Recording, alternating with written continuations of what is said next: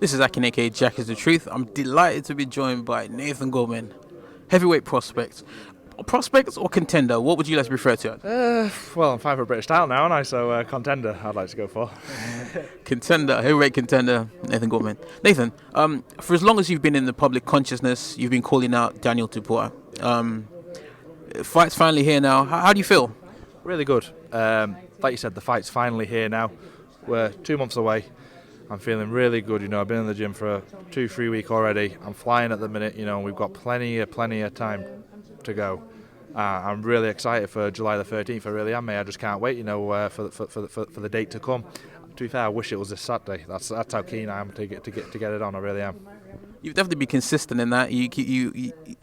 I suppose Daniel Dubois' notoriety came from the fact that there were rumours of him flattening AJ in sparring.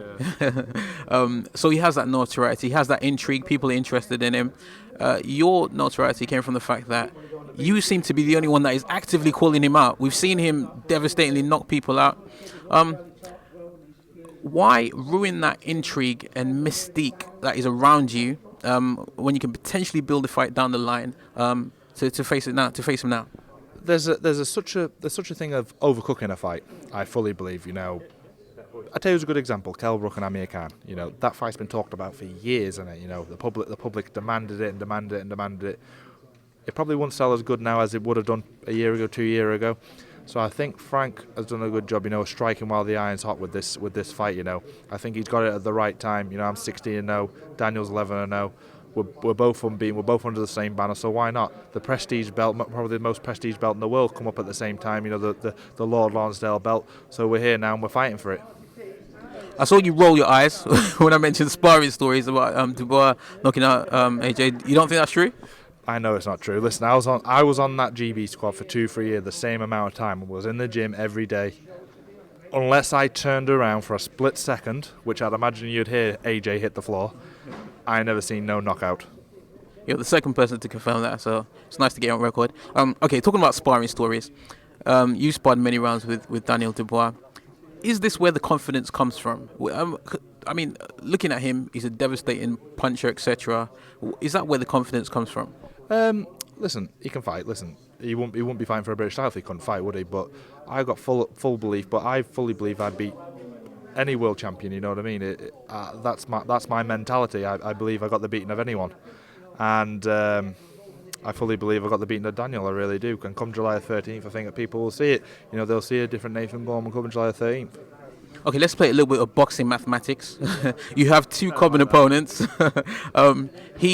fought Rajvan Kajanu, and you took him the distance.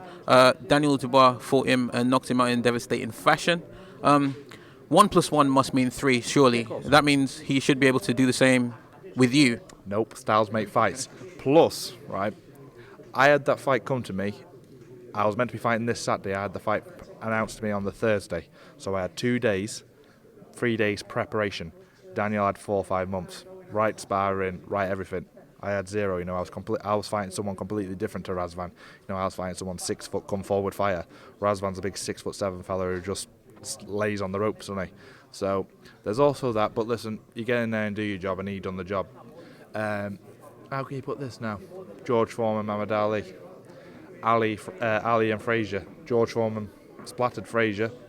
Ali splattered Foreman, but yet Frazier beat Ali. So it doesn't matter, styles make fights. You're really good at boxing mathematics, I see. There you go. Listen, I'm good,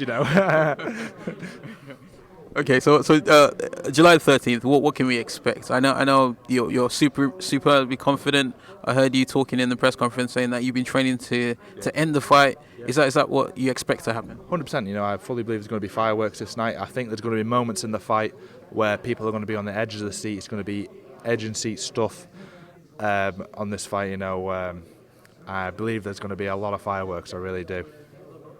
He had his chin tested against Lati. He took quite a few punches. You were ringside. Yes, was that the fight you were ringside where you said ringside the I didn't want to the other one? It's okay.